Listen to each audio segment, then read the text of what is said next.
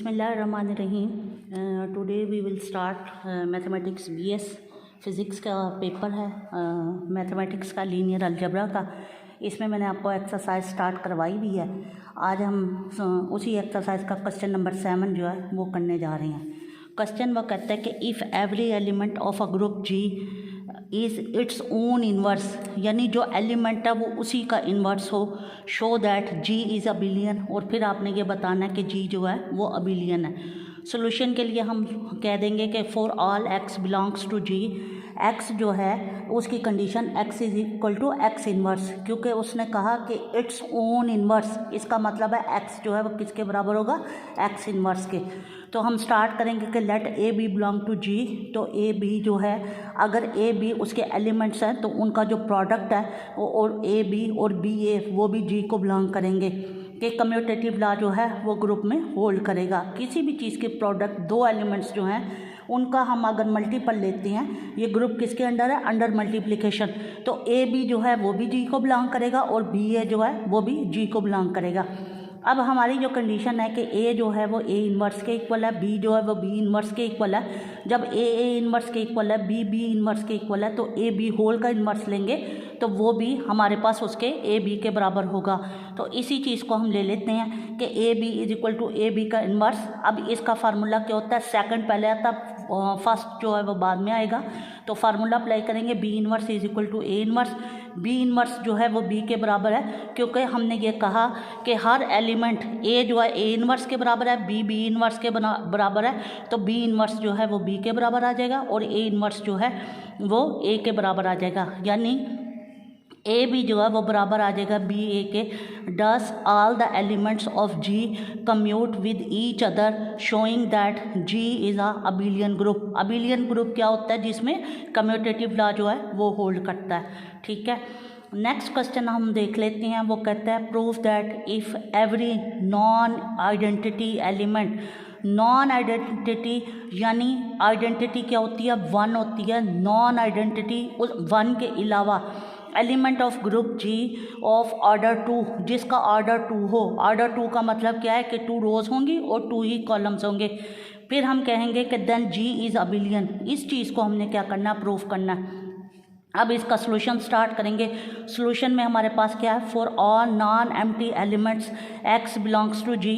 तो एक्स जो x square जो है वो क्या है, ई के बराबर होगा टू ऑर्डर 2। ऑर्डर 2 का मतलब क्या है कि एक्स का जो स्क्वायर है वो किसके बराबर होगा, आइडेंटिटी के बराबर होगा। ठीक है, बाय द कुलायर प्रॉपर्टी। कुलायर प्रॉपर्टी क्या होती है कि दो एलिमेंट्स लेंगे, ए बी जो है वो दो एलिमेंट्स हैं किसके, ग्रुप के। तो ए बी जो है और बी ए जो है वो भी जी को बिलोंग करेगा। कुलायर प्रॉपर्टी क्या होती है कि दो एलिमेंट्स का मल्टीपल जो है वो भी उसी ग्रुप को बिलोंग करना चाहिए।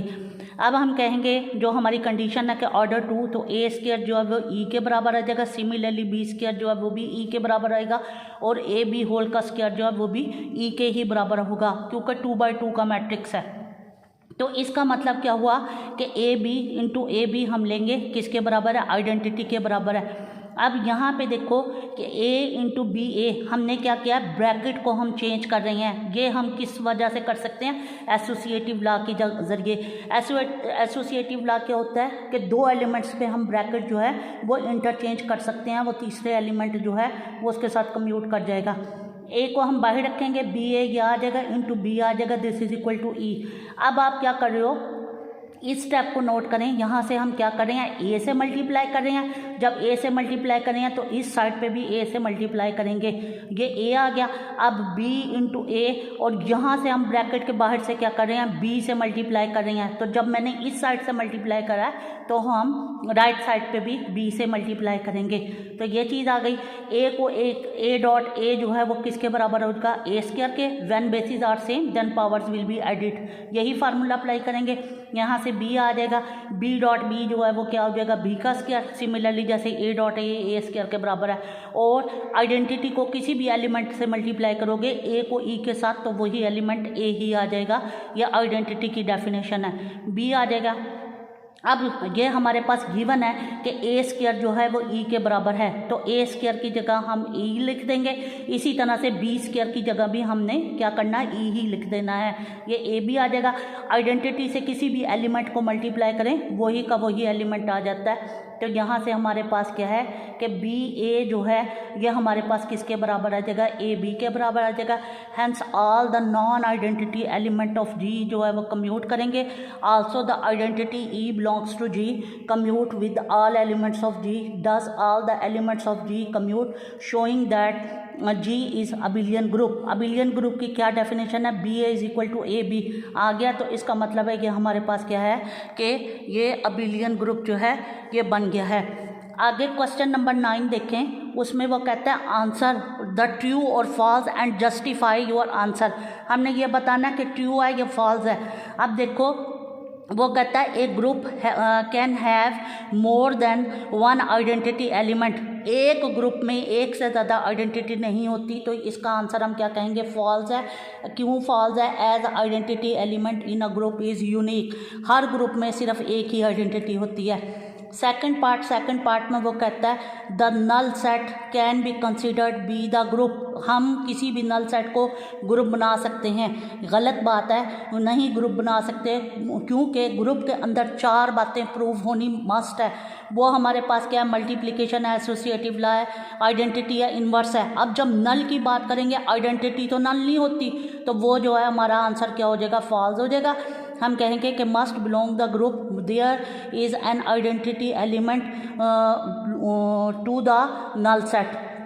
ये हम उसकी जस्टिफिकेशन दे देंगे। थर्ड पार्ट में वो कहता है there may be groups in cancellation law, के कैंसिलेशन लॉ जो है वो ग्रुप में होल्ड करता है।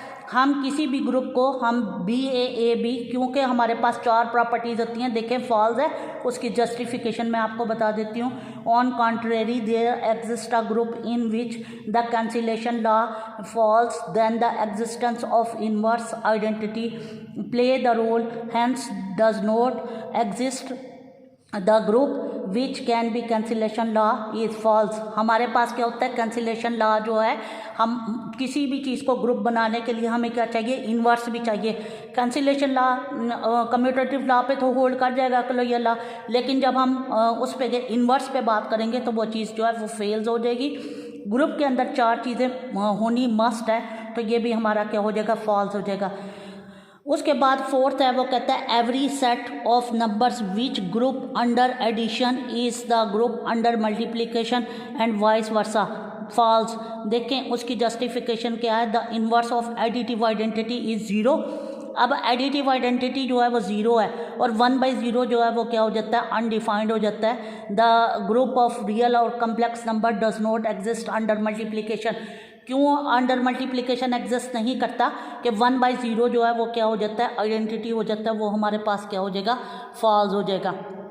फिफ्थ में वो कहता है the set R of real numbers is a group with respect to subtraction.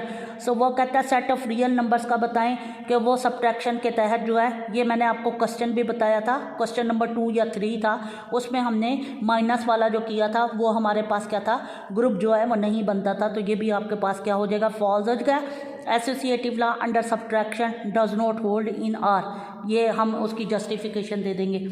Next आपके पास क्या है, the set of all non zero integers in a group with respect to division. Division के तहत जो है वो हमने बताना है कि वो फॉल्स है, तो ये क्या हो जाएगा, फॉल्स हो जाएगा।